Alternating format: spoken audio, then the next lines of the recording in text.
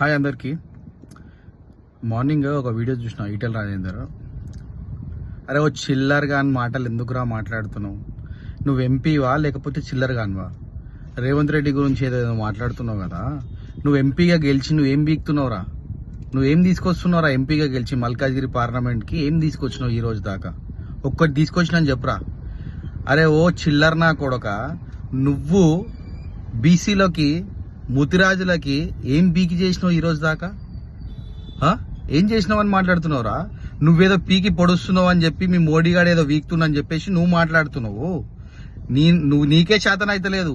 అరే నీ బీఆర్ఎస్ పార్టీలో నువ్వు ఉన్నప్పుడు ఒకటి గుర్తుపెట్టుకో, గేటు దగ్గర నుంచో పెట్టిన కేసీఆర్ అనేటువంటి నేను గేటు దగ్గర కూడా రానియకపోతే దరిదాపులకి.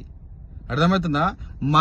నువ్వు పార్టీ చేంజ్ అయిన తర్వాత మల్కాజ్గిరి పబ్లిక్ నిన్ను నెత్తి మీద పెట్టుకోరు.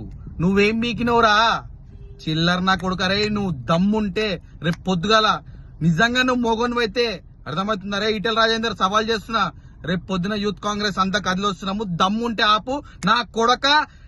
నీకు గిట రేపు పొద్దుగాల నీ ఇంటి మీద రాళ్ళు అన్ని పడకపోతే నీ అమ్మ యూత్ కాంగ్రెస్ అంటే ఏందో చూపిస్తాం, రేవంత్ రెడ్డి సైన్యం అంటే ఏదో చూపిస్తా రేపు పొద్దుగాల. చూడు నా కొడక, నువ్వు చూడు ఏండన్నుండు, నువ్వు ఏండన్నుండు, నీ బట్టలు చినగకపోతే నీ అమ్మ ఇది చూడు, ఇది మైనంపల్లి సైన్యము, రేవంత్ అన్న సైన్యం ఎట్టుంటది అనేది చూడు, యూత్ కాంగ్రెస్ ఎట్టుంటదో చూడరా కొడక.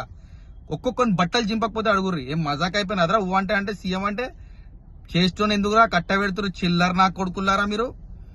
ఏమనుకుంటున్నారా ఈటెల రాజేందర్? నీ బతుక్కి నీ ముఖానికి ఒక రోజైనా మల్కాజ్గిరి పార్లమెంట్ లో అడుగు పెట్టినావురా?